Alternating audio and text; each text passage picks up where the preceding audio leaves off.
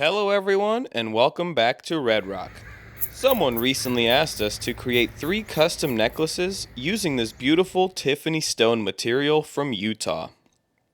So I thought it would be fun to go through the creation process together.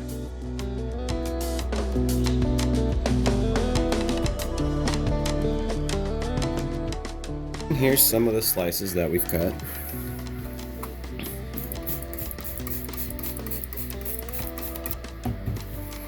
Definitely has this nice, rich purple color. Look at that.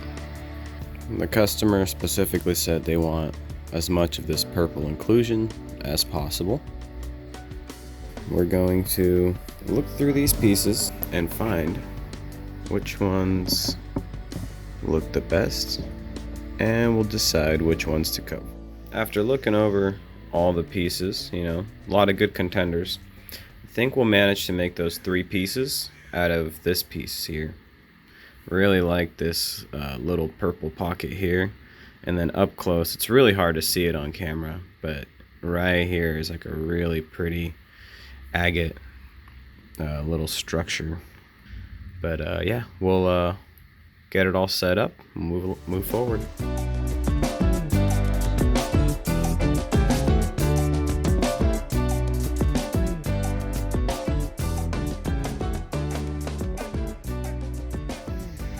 So here's the design that we chose. Once it's polished, it'll look really nice. And we picked a purple band there, and then I noticed on the back side there was a nice crystal pocket, agate pocket red in here. So I decided I'm gonna make a pendant out of that. And then same with this guy, little white spot there. When you flip it over, it's got a nice little like purple pocket, which is gonna be kind of neat.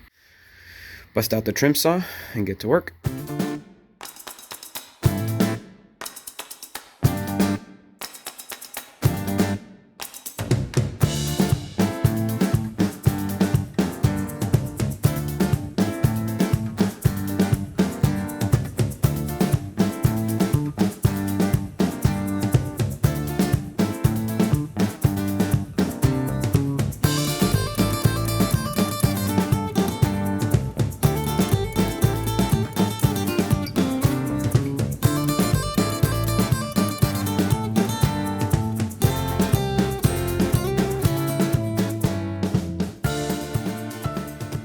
Alright, here are the pieces after being trimmed out.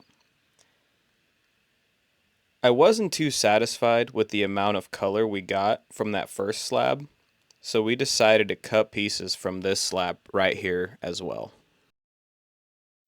With the rough forms cut out, I'm going to select my 3 favorites and begin to refine their shapes with the grinding wheels you see here behind me.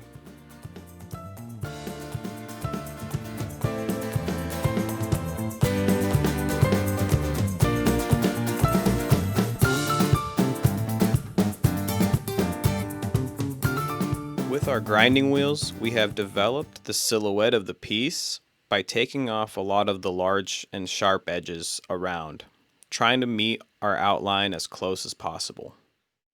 With the outlines complete, our next step is to round out the face of the piece. We do this by grinding the edges at a 45-degree angle, giving the piece a nice round look.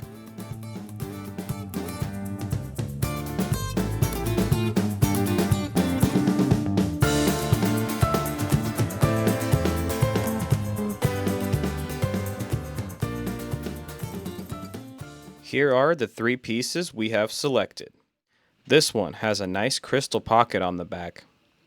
The second has some wild patterns of white and purple. And the last has some pretty purples with clear crystal wrapping around the piece. These pieces are now ready for the final shaping and polish. But before that, there is one more step. Since these pendants are going to be turned into necklaces, I am going to drill a small hole on top to give myself something to mount a bail to. I start by marking the center top of the stone and drill a pilot hole with this ball-tipped Dremel bit.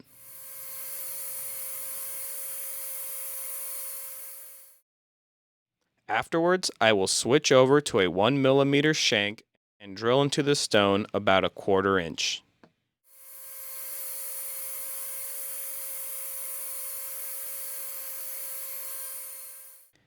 And with the holes drilled, the pieces are now ready for the final shaping and polish.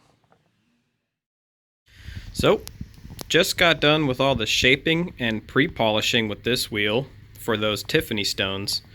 And now I've started progressing on to the final polishing wheels over here. A lot of debris came off of this. Don't drink that forbidden chocolate milk. I just finished up this wheel here, and now we're gonna move on to the final polish. And just so you get an idea, here's what they're starting to look like. You could really start seeing some of the colors and patterns start to come out.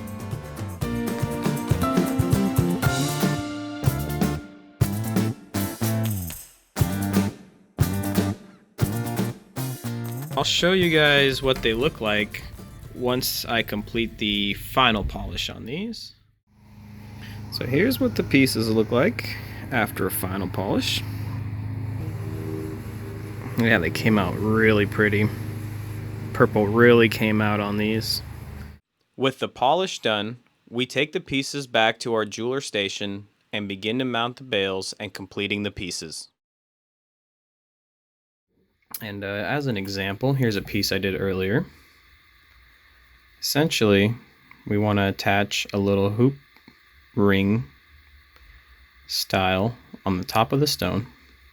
And that's essentially what we're going to do with these guys here. I really like this peg style with like a little cap at the top. You can kind of see that there. And it just looks really nice because the peg itself will go down into the stone like so. The cap will just kind of crown it over the top there.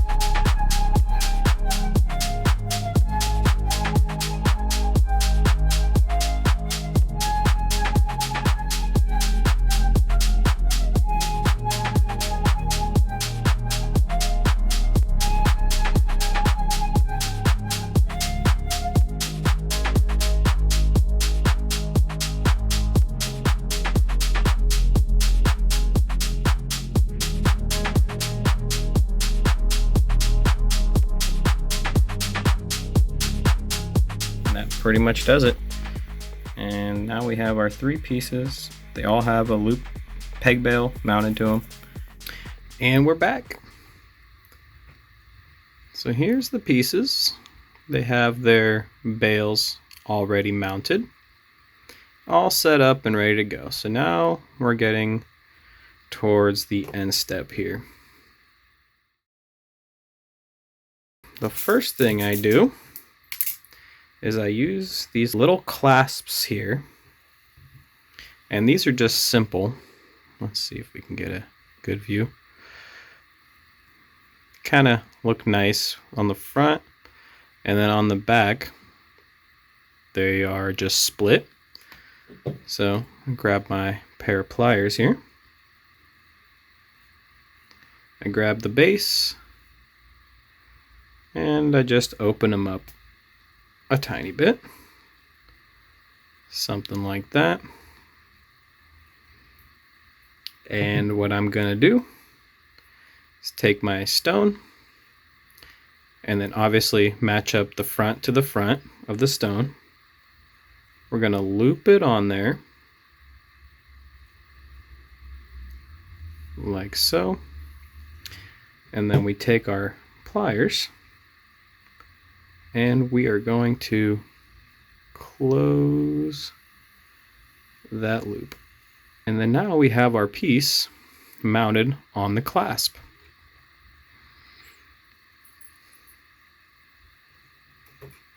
So I'll go through and do all of these here.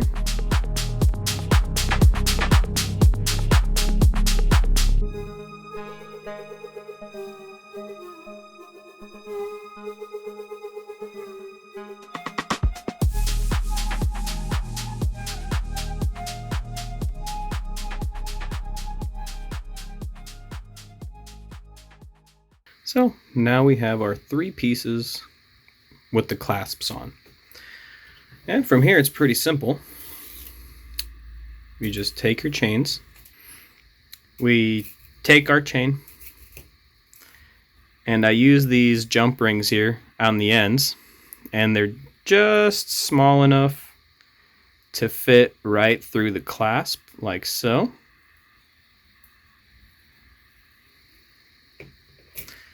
And then once it's on there, I lock it up with the lobster claw. And yeah, that's it. That's the final piece. That's how it's going to hang. That's what it looks like.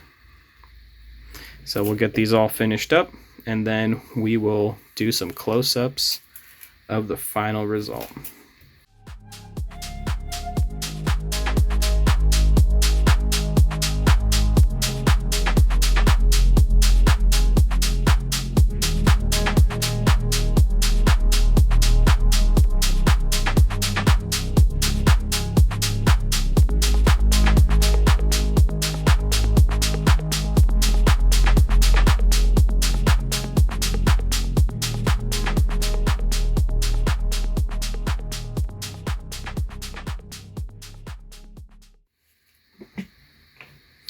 And that's it for this video. I really hope you guys enjoyed watching the whole process from start to finish. If you do like these kind of videos, please let me know. Leave a like, leave a comment, subscribe to the channel. Other than that, thanks for tuning in. I really appreciate all of you. Now, let's get some close-ups of these.